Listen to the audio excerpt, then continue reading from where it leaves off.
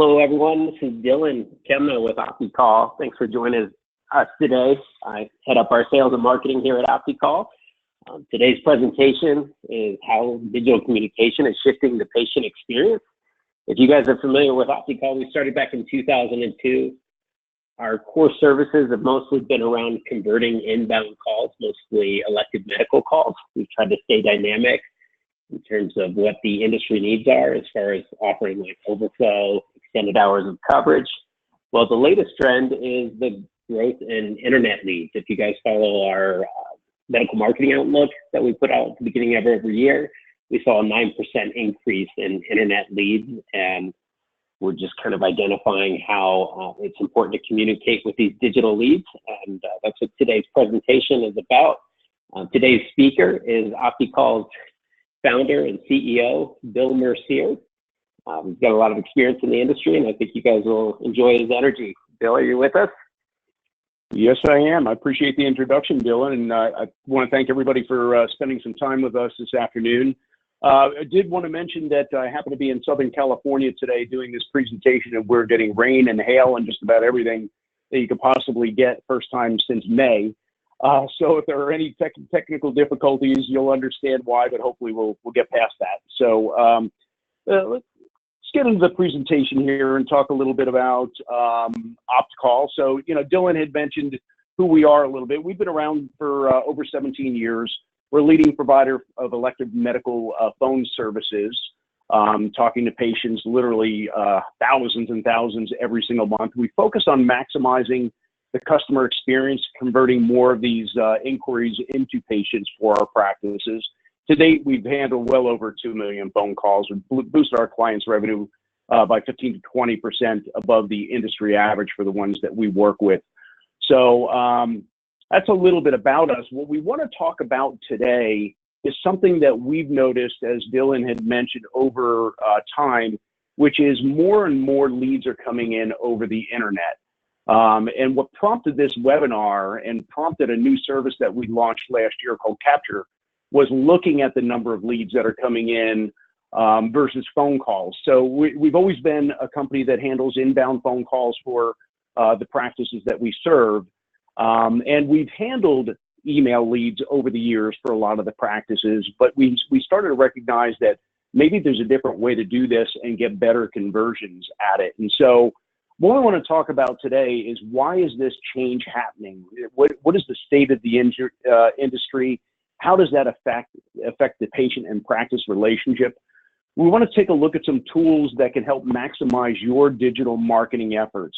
So, through handling all of these patients over the internet over the years and seeing the way that they're inquiring and the questions that they have and responding to them, we've found some tools that can really help increase your efforts and conversions.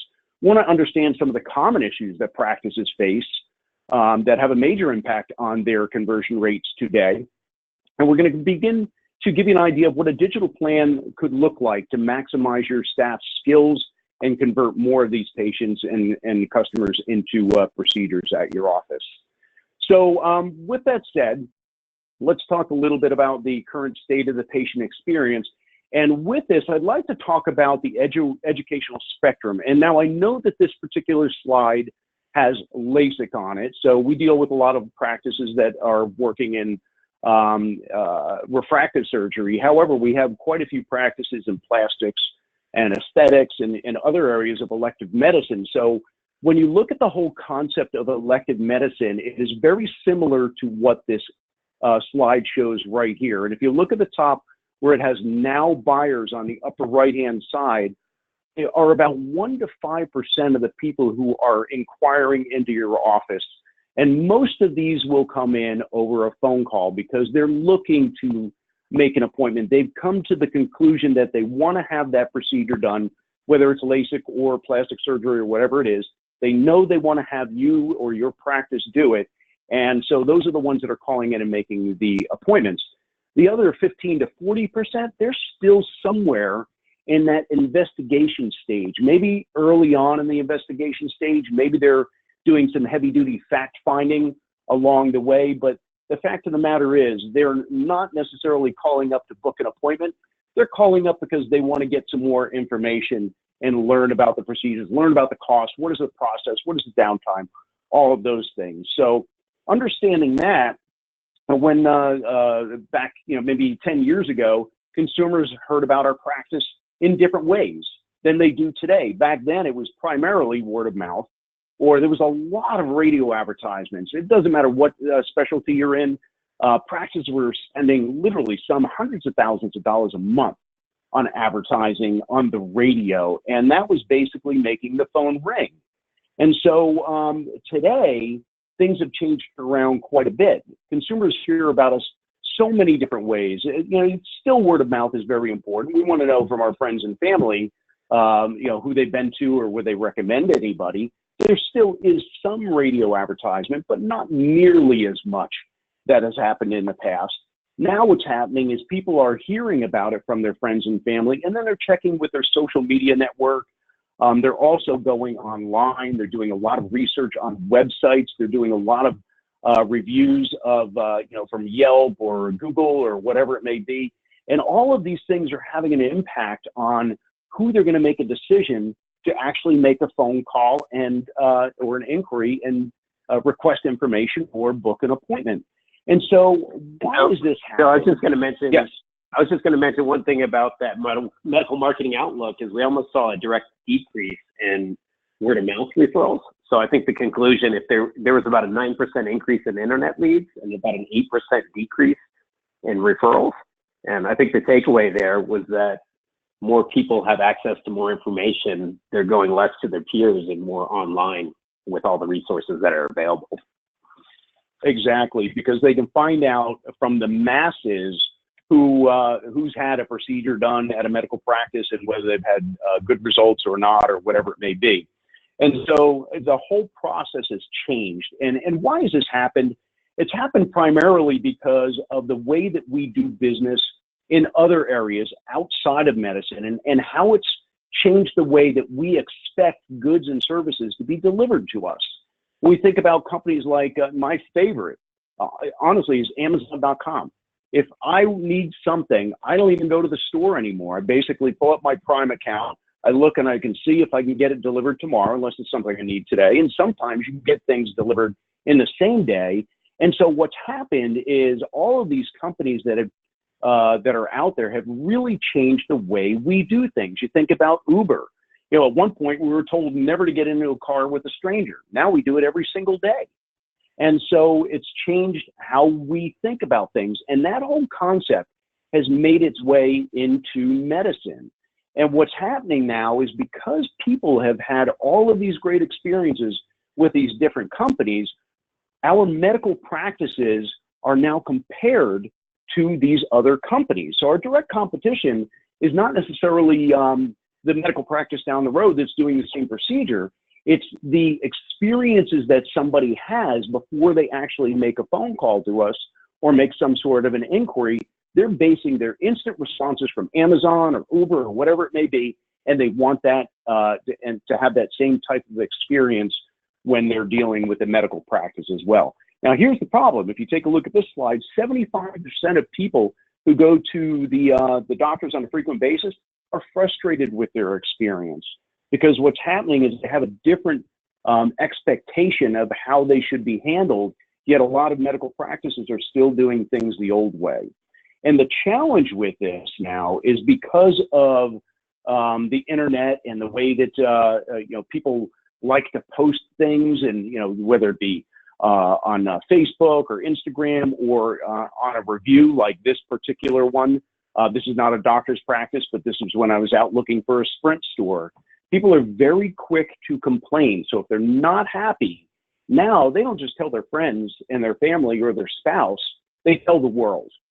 And they're very vocal about these things. So what are some of the things that we can do, knowing that patients are inquiring in a different way, they're going through a different process when they're thinking about a medical procedure or something like that? What are some of the things that we can do to put our best foot forward? Well, the first thing that we should do is understand what are some of the successful things that some businesses that we cannot do without do on a regular basis. One of them is the relationship that they've built with their customers, how they personalize the experience, and how they make the customer feel unique and cared for. Now, as we relate this to digital leads and the way that we're handling digital leads, we'll talk a little bit more about this further down in the presentation where we have examples, but making a digital lead more personal is something that is very important, yet it's one of the things that we don't do on a regular basis when we're responding to most web forms. So the consistency of the experience that they deliver is also something that's important. If you go to any business and you go to that business on a regular basis, one of the reasons why they become our favorites is because every time we go there, we can expect that the consistency of the experience is going to be the same each time. So it's also the way that they engage with their customers. And we're going to talk a little bit more about engagement and how to engage and what to engage with as we go a little bit further. But that enthusiastic, positive energy is something that is absolutely important when we're engaging. This is another thing that it's the way they react when something goes wrong. They make it right, no questions asked. And it's how all of their employees are so well trained. They know what they're doing. They know what they're talking about. So regardless of who you talk to, you're going to get the correct answers and the same answers. And this is just a little stat that we'd like to share, but it's kind of a mismatch in spending versus what we're spending money on versus what we should be spending money on. We spend a fortune to get people to inquire. When you're talking about on the phones or from a radio or some type of media like that, it could be $300-400 just to get that phone to ring. When you're talking about digital media,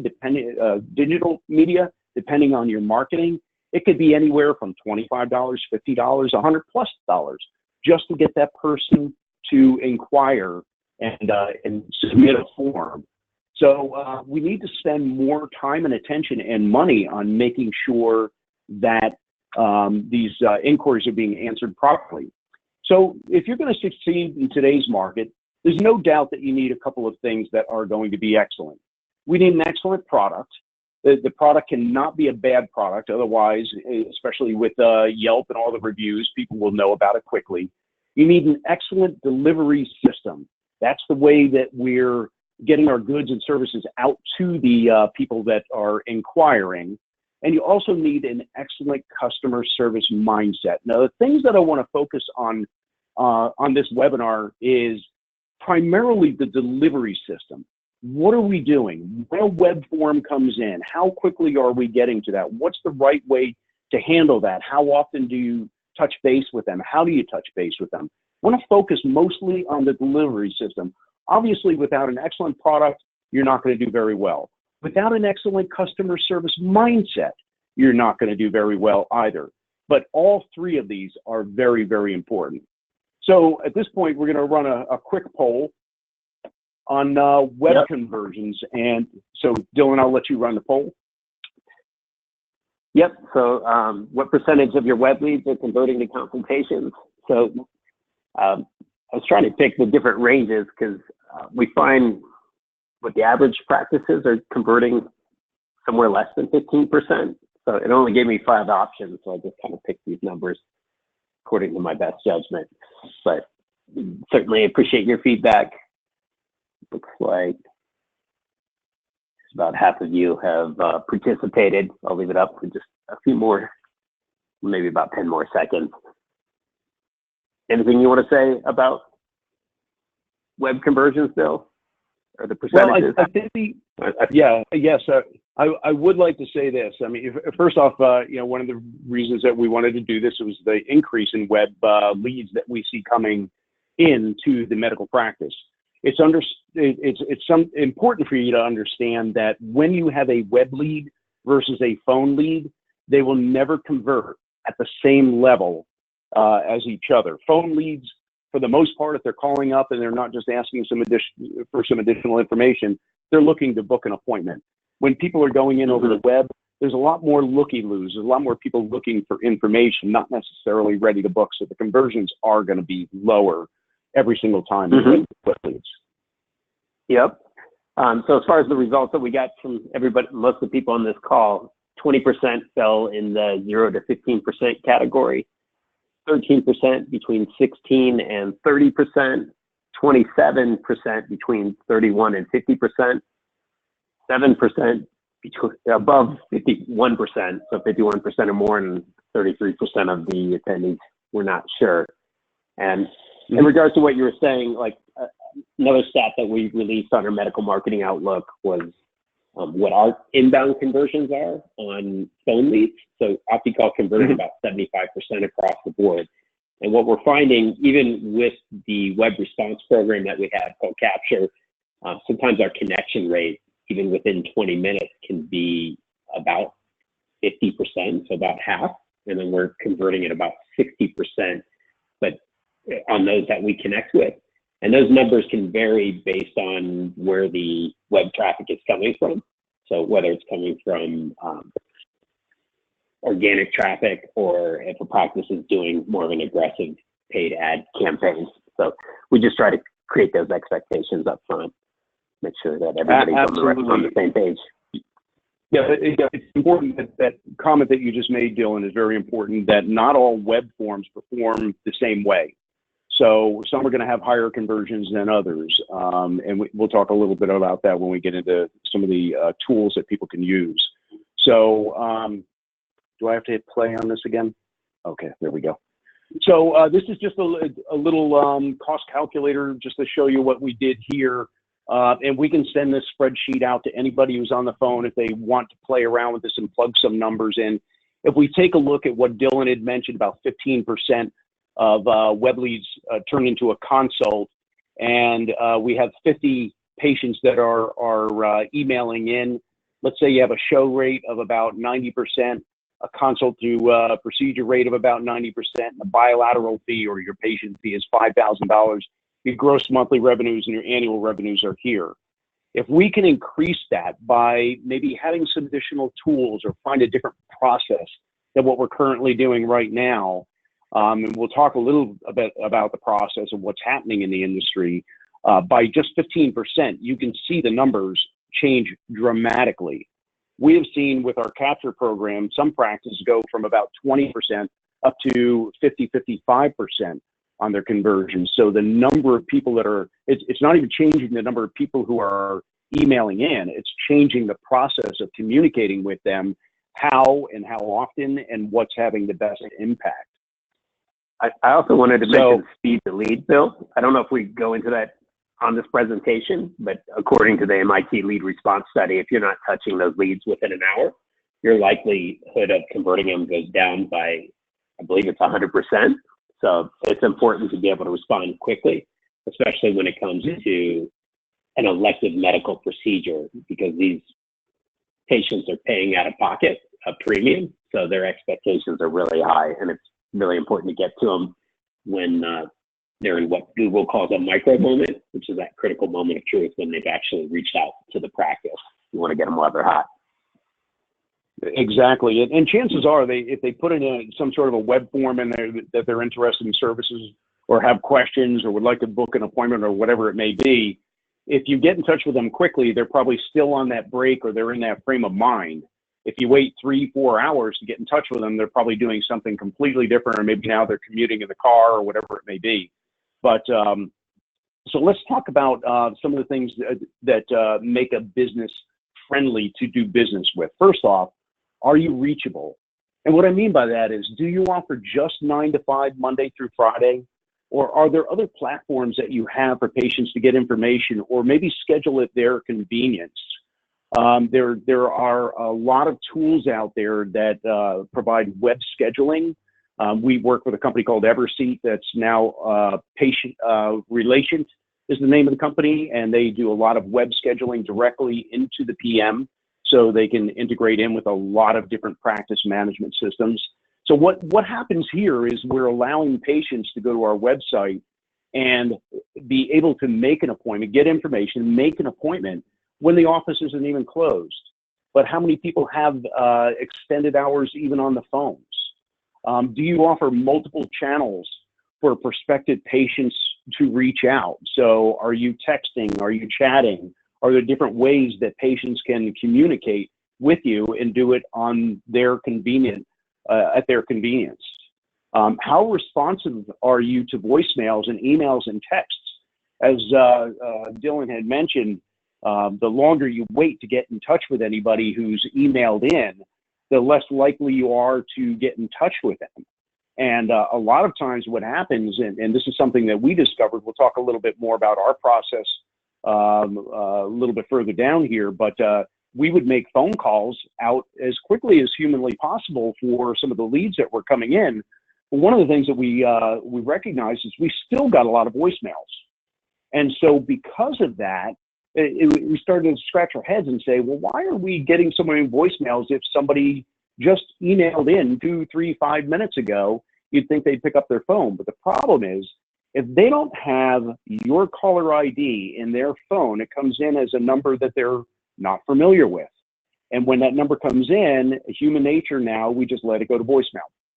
And so we started to recognize that and changed around our process a little bit after we leave voicemails, which again, I'll touch on in a little bit. But there are things that you can do on your website, and there, even with trying to handle calls when you're super busy. So let's just take a quick look. This is just some stats. I just wanted to say something real quick about the ghosting in there, Bill. That was on our last article. It's just mind-blowing that these practices are spending marketing dollars to generate leads. And on these web assessments that we do, a high number of them, we'll find that, I don't know, I want to say maybe about, if I had to guess, 30% of the forms that we fill out get no response at all. And when the administrators and practice owners see that, they're usually beside themselves. It's like fumbling the ball on the goal line, where you're working hard to get these leads to come in, and with no response, I mean, not only are you not going to get the business, but you're probably going to leave a bad impression as well. Absolutely. And then how well prepared are we when we leave a voicemail and that patient calls back?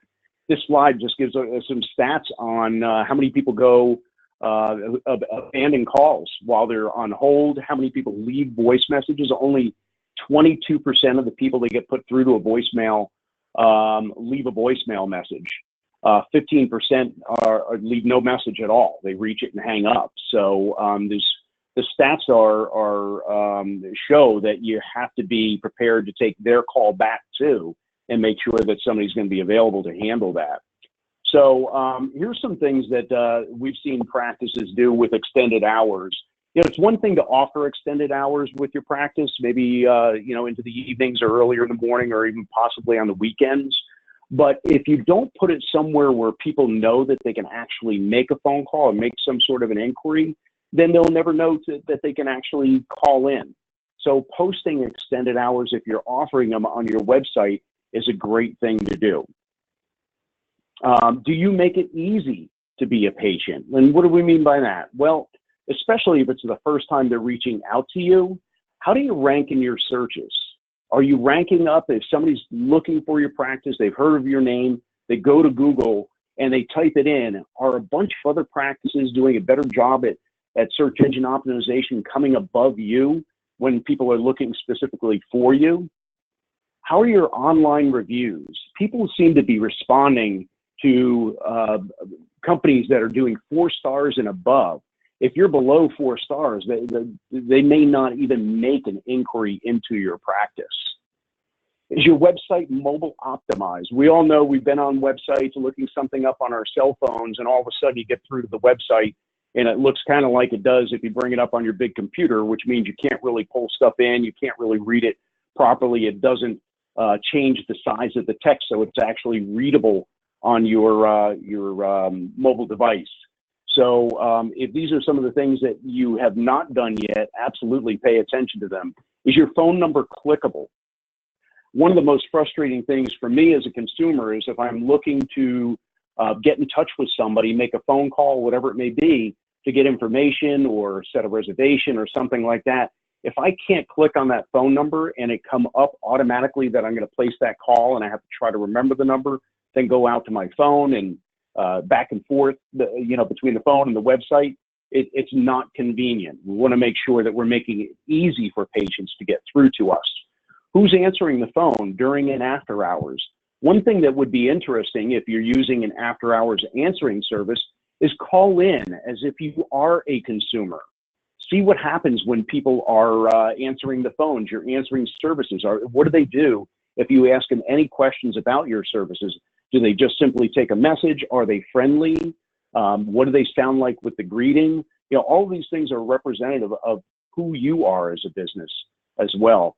And do you have engaging tools to help them inquire about what they're interested in? So let's take a look at, first off, this is just an example of a click-to-touch phone number where in the Google search up there, you can just hit call, or even if you go through the website, you can actually just touch the number and it brings up call, automatically dials. So here's an example of schedule a consult online or take a free LASIK evaluation test. When we talk about those tools and forms, what we're talking about in another example of LASIK tests, cataract tests, you can do these with aesthetics and plastics as well. What these forms do is they have a higher level of engagement with the person that is inquiring about your services. And on top of that, we find that these actually convert better than just to simply request an appointment or a contact us type of form. And so the more that you can put these type of tools out there, the better. One that I saw that I thought was really pretty slick was inquiring about pricing. And what you get when you put this in is you actually get a video from the doctor talking about the pricing. What better way to do price presentation than the doctor himself actually selling his services? I thought it was a pretty slick idea. Are your forms even working? So some of the tests that we did when we did some website mystery shopping and form mystery shopping is we found out that not only did they not work, but some of them actually had misspellings in them as well. And so you want to make sure, test your forms from time to time, make sure the links are all working. If you find that you've got a dramatic decrease in the number of inquiries, something might be broken. Don't just think that everything is status quo and business might be slowing down. We've seen it on a number of occasions that people's forms were not working and they never even knew it.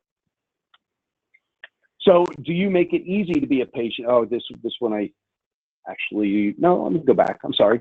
If they're reaching out to you, the easier it is to do business with you, the more likely the patient is to choose you over the competition. Happy patients write positive reviews and happy patients refer their friends and families.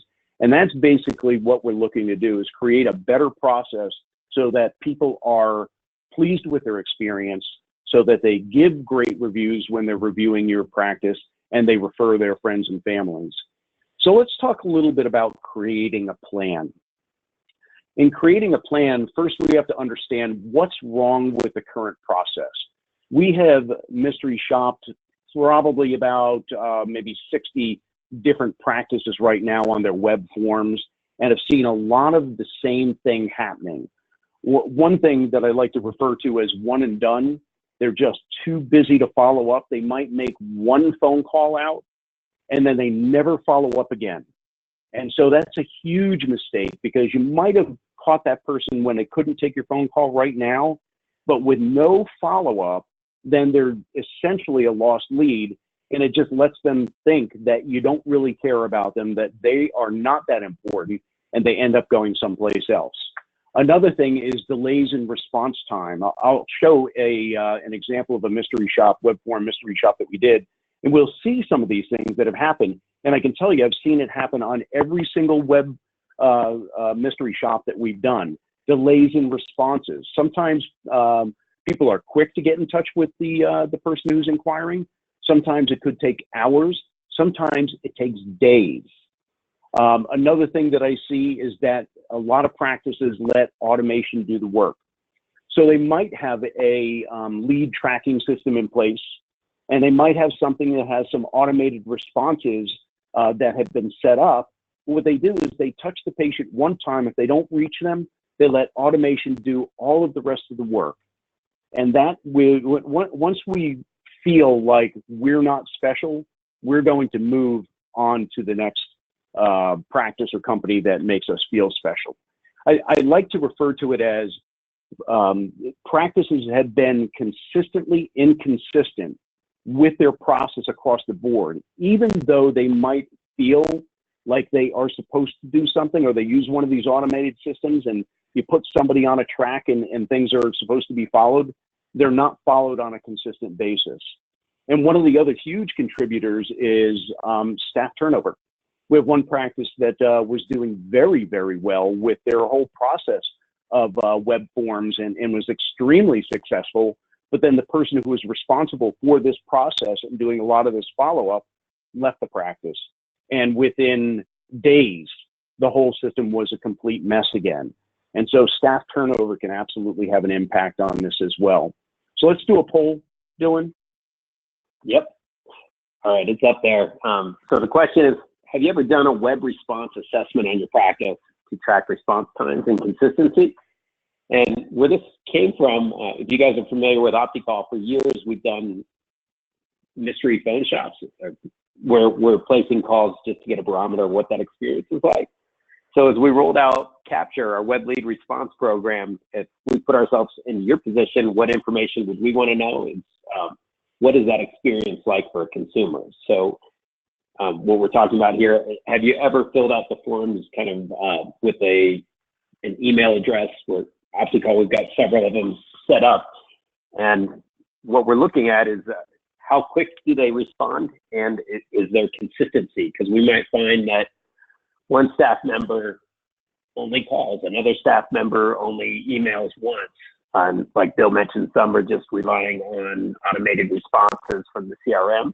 And the whole idea is we use a saying about John Smith. In order to buy what John Smith buys, you have to see the world through John Smith's eyes. So if you were the prospective customer, what would you want? And going through a web response assessment is a great way to create that awareness. And we do have an offer here at the end of the presentation if you guys would like a free assessment of your practice. But it's like 70% of you guys have voted. I'm going to go ahead and close this out and share the results. So about half of you have done a web response assessment. 31% said no, 19% not sure.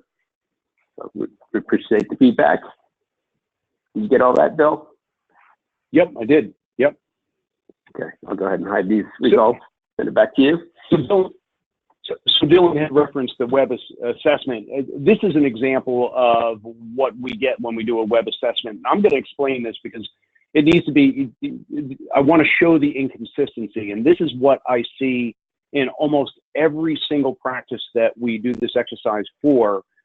We make an attempt. The first attempt was done at 4 o'clock in the afternoon. The first response came back the next day at 12:23 in the afternoon.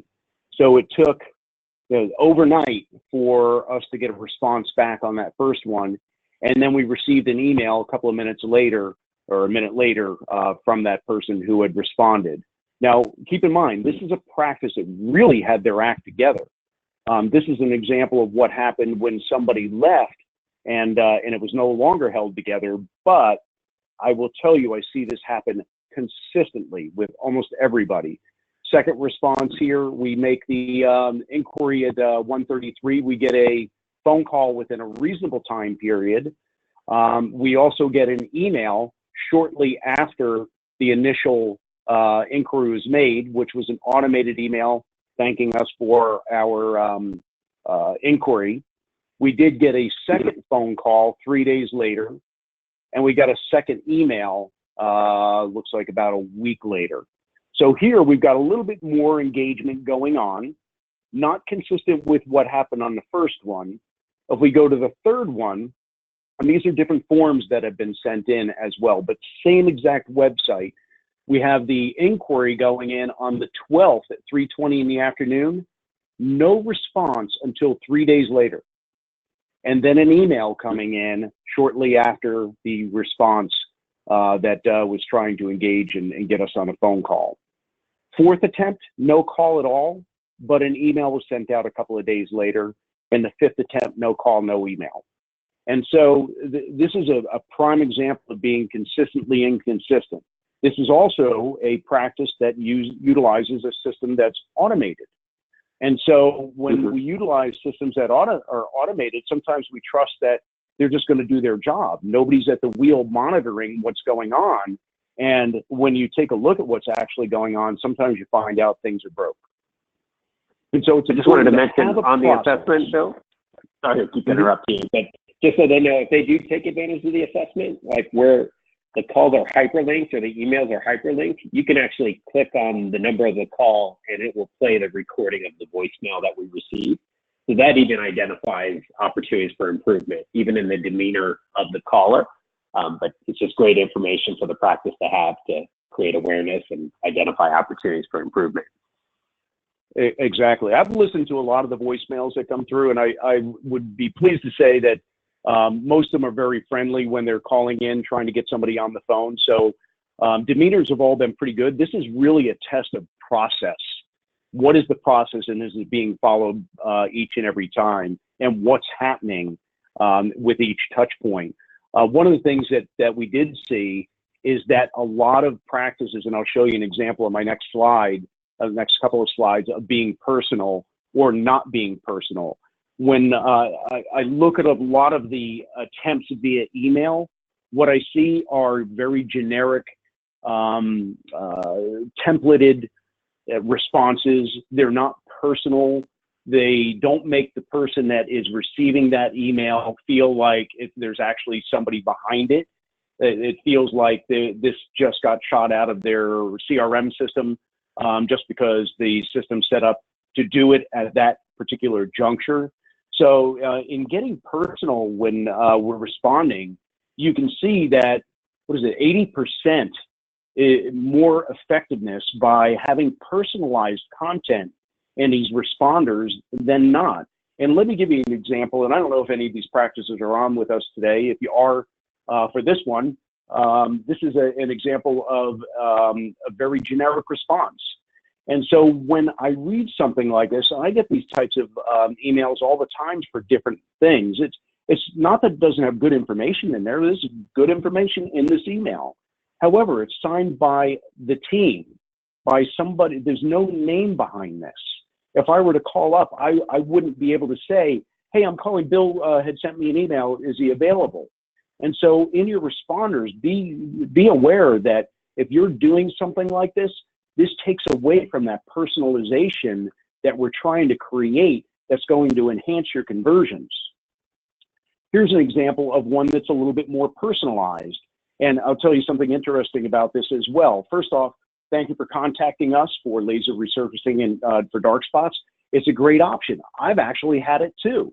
So now we're looking at this, and this feels personal.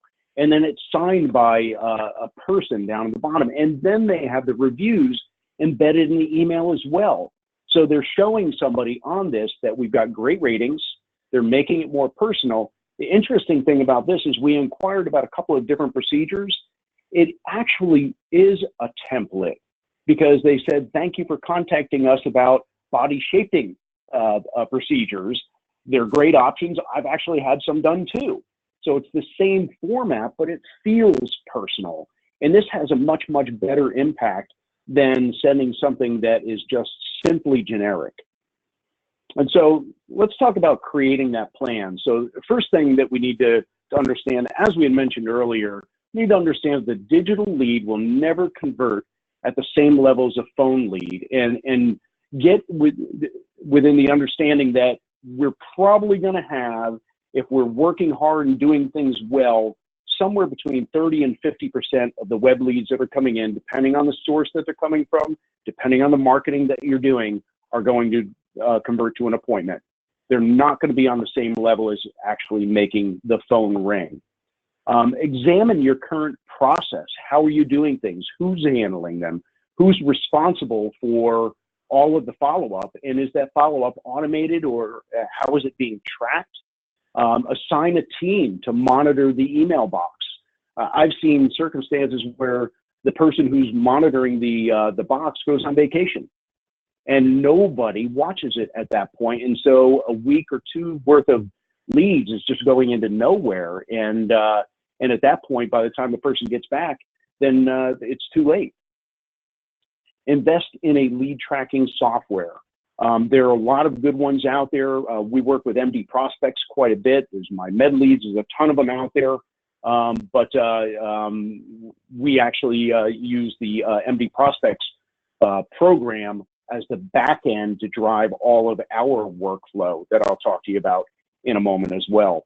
Evaluate your conversions at all points of contact. So as you're looking at your conversions, what percent convert on the initial contact? What percentage are you able to actually reach right away? And then if you have to start emailing, what is the percent on email conversions when you're going back and forth with emails? Use personal response methods and only rely on your automation and marketing emails after the initial 2 weeks. If you've been engaging with somebody for about 2 weeks on a couple of different contact points with phones and text or whatever it may be, or emails, and they're not responding at that point, then it's okay to put them into the marketing emails and continue to campaign out to them if they haven't responded yet. So let's do a poll. Just want to find out here how many people on the call are actually using some sort of a medical marketing CRM system currently.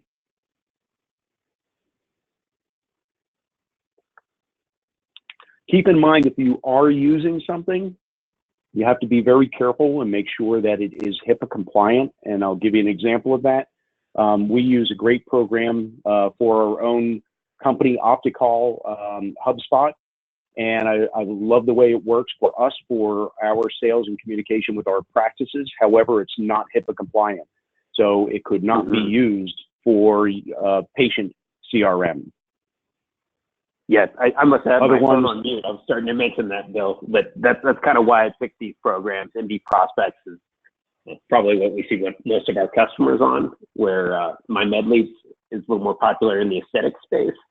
I think Salesforce has the ability to be HIPAA compliant, and I've heard mixed feedback about HubSpot. And based on your findings, it sounded like that wasn't an option. But got some results in here, so it's interesting feedback, because there's others like ACT and Goldmine, Sugar CRM. There's quite a few out there, so we appreciate everybody's feedback here. I'll go ahead and close this out, share the results. So 11% on MD Prospects, 5% on my med leads, 21% on Salesforce, 47% on others. So it's good to know that there's that many people using a system. There's only 16% that are not using a CRM. And I forgot to mention that a CRM stands for Customer Relationship Management. So it's basically a tool to have in place to make sure that you've got automated processes to send drip emails and task reminders, things of that nature. Yep, great. Okay, so I'm going to give you the secret sauce of what we do in our office. So, when we first started handling the web leads for our practices many years ago, primarily we did them with the one and done approach, because our inbound side of taking phone calls was so busy. If a practice gave us an email lead, we'd be able to handle it, but we didn't have the ability to set follow-up and additional phone calls and really try to campaign out to the prospective patient or client. So when we developed our Capture program, we wanted to do things a little bit different. We wanted to create a workflow. We wanted to see if this workflow would have an impact on the conversions, and it did, and I'll show you in a moment when we show you a case study. But essentially what happens with the Capture program is that lead comes in. Now, we can communicate with that lead because we can help create some forms for the practice if they don't already have them, with some of the best ways to convert a patient, and that would be including, how would you like us to contact you? Via text, telephone call, or email. So the initial lead comes in, we respond to it in their preferred method. The goal ultimately is to try to get them on a phone call if they're willing to receive a phone call. And so what we've found, as I had mentioned earlier, when we make that outbound phone call and we can project the caller ID of the practice, chances are the practice's caller ID is not in the phone. The person's not going to pick up on the phone, and we recognize that pretty early on. So what we started to do was sending them a text shortly after we got the voicemail and left a voicemail. In doing that, what we're saying is, hey, Dylan, this is Bill giving you a call from Jones Laser Center. I got your email inquiry. Just want to let you know I left you a phone voicemail a couple minutes ago. If you have time to chat, you can either text me back here or just touch his phone number and you'll call me directly. And so in that process of responding to them immediately after leaving a voicemail, had an 18% increase in the engagement right in the beginning of the phone call, because people would have their voices, it goes to their voicemail, but they don't necessarily listen to their voicemail right away. But when a text comes through, if you think about how many unread texts people have on their phones, there are very few. Most of the time when we get a text, we read it. If we get an email, we might read it later. So we decided to do text. I know on here it does email, but we made that change pretty early on. If they are not reached, we wait a day and then make another phone call and then another personalized email going out. And the whole process has changed. So over the first 2 weeks is a whole workflow, but the difference between this and most practices is this workflow is adhered to every single time. Every time a lead comes in, it goes through this funnel and through the process. And with the process and the personalization has had a major impact on the conversions. So this is a practice that we made some changes on. So if you take a look at the one and done approach, initially the leads reached 11%, the leads not reached 71%.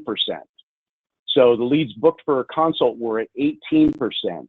By making some changes to the process, by putting some personalization in there, we still have the same 11% leads reached but not booked, but the leads reached now has gone up substantially. So we were able to reach a lot more and book a lot more for consults too. So we went from 18% conversions up to 55% conversions with the same exact practice, with the same exact number of people that are inquiring.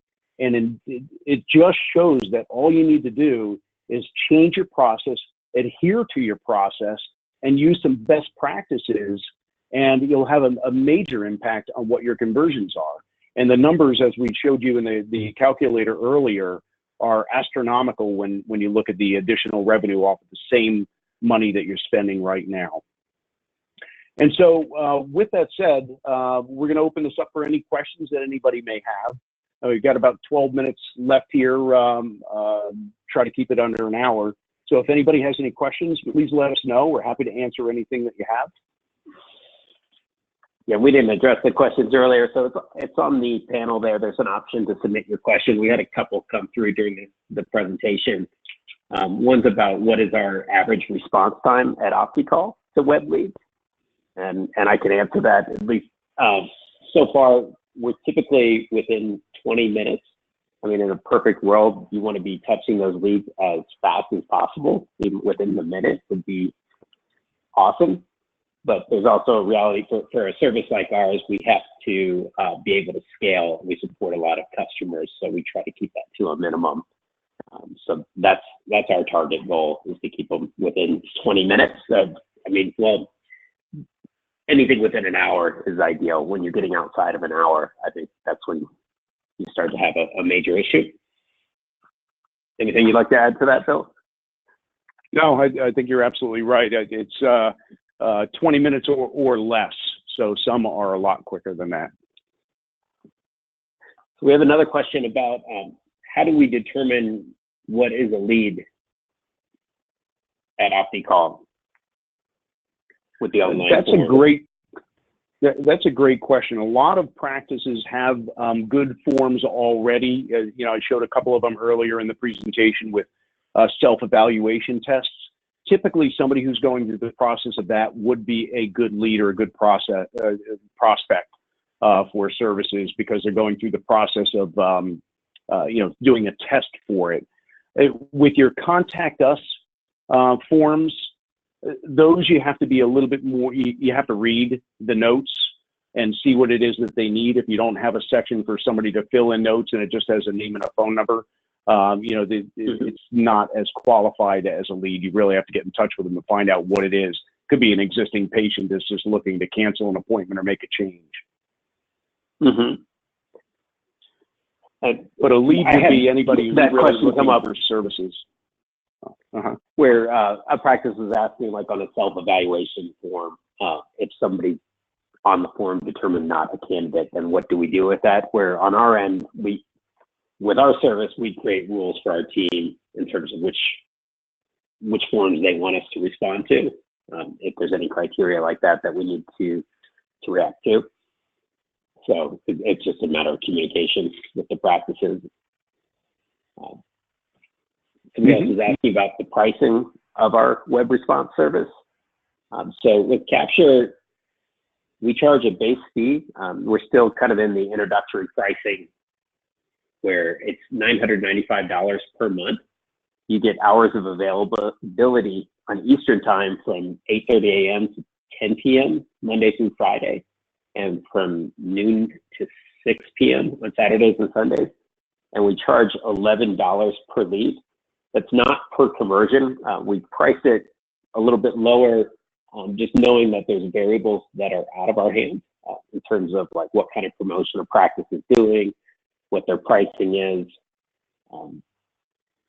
their reviews, a lot of variables that are out of our control. So we wanted to price it at a price point where it's very clear to the practice what they're paying for and all the touch points that they get from OptiCall. So everything that Bill shared earlier on that infographic is what you get. And if you guys want to check it out, it's on our website. If you go to www.opticall.com, on the drop down for our services, if you go under Capture for web lead response, there's a nice 2-minute video that just kind of outlines the service and why we do it. But you can also download that infographic, which is a nice tool to have to share with your team, just to make sure that everybody's consistent with their process. That's really one of the biggest takeaways from this presentation. Somebody else I think it's important. Go ahead. I was just going to say, when you say $11 per lead, that's $11 per person that we're communicating with, not per communication attempt. So if we're going back and forth on email and text and phone calls, it's all the way till we get them to actually book. That isn't included in that $11 per person. Could you flip back to that screenshot of the revenue calculator, Bill? And then we can kind of elaborate on that. Somebody else asked about the revenue calculator. If you guys would like a copy of the revenue calculator, we'd be happy to email that to you. On the survey that pops up, there's an option for questions and comments. Well, just mention you'd like the revenue calculator, we'll be happy to send this out to you. But in terms of this example, live. This is live here, so if we want to manipulate any numbers, and let's say we had that 18% for the one practice, and now we went up to 55%, you can see it's an increase in gross monthly revenues of almost $75,000. It's enormous, off of 50 inquiries. And just to put them at ease about the $11 per lead fee, so at $11 with 50 leads, that's $555 in lead fees plus the $19.95, so you're at $1,500 a month. But if you can see what kind of financial impact that could have on your practice, just by, I mean, maybe lower that to 30% just so it's a little more conservative. But in order for it to be a good fit for OptiCall to help the practice, they really need enough volume and enough revenue per patient to make it worthwhile. There's some verticals where patients are worth maybe $100. It's a little harder to cost justify that, but with most of our practices, they're typically in the elective medical space.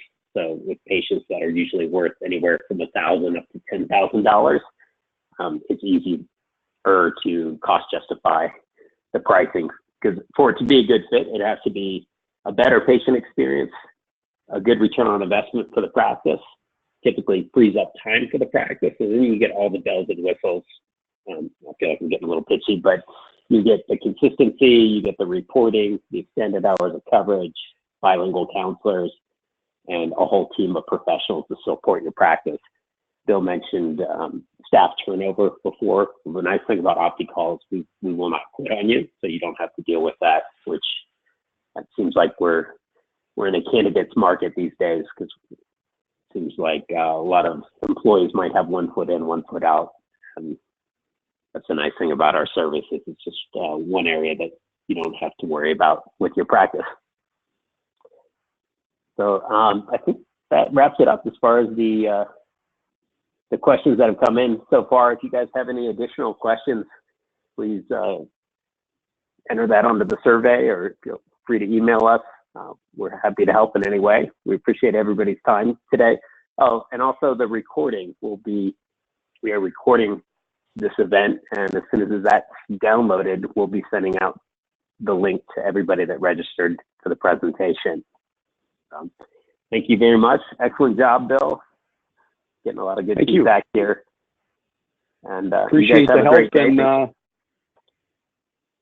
take care. Thank you, everybody.